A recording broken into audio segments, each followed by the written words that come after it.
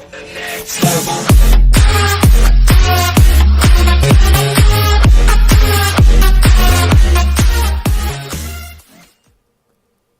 guys, welcome to my YouTube channel, and today we are going to discuss on the topic called profit and loss.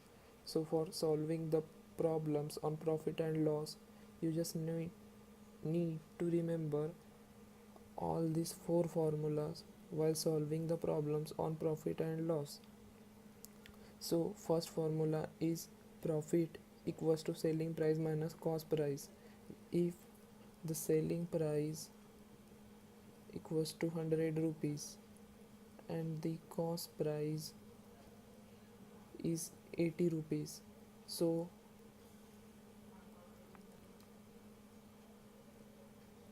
if you have to calculate the profit, then what will be the profit? It is nothing but selling price minus cost price, which is nothing but 20 rupees. And for the second one, if there is a loss, then if the cost price is 80 rupees and the selling price is 70 rupees, then the loss occurred will be cost price minus selling price, which is nothing but equals to 10 rupees.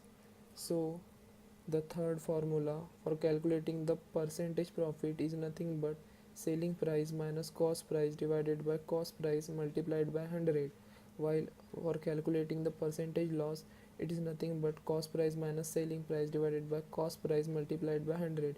You just have to remember that the cost price will be taken in the denominator, whether you are going for the percentage profit or whether you are going for the percentage loss.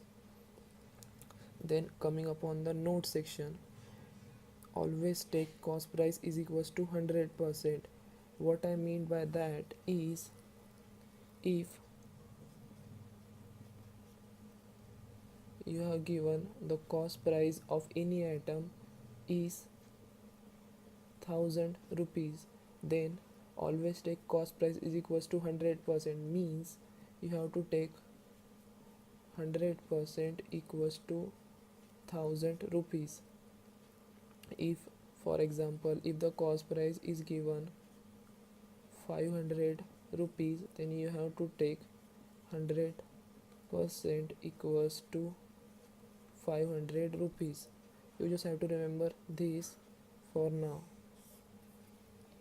Then if the profit earned equals to 20%, then you just have to add whatever may be the profit that the person is going to earn in 100%. Here the profit earned is 20%, so I am going to add 100 plus 20, that means 120. If loss occurred equals to 20%, then you just have to subtract whatever may be the loss occurred from that 100, so here it is 80%. If the profit occurred is 30%, then you just have to take 130%, and if the loss occurred is 30%, then you have to subtract it from 100, then it will come 70%.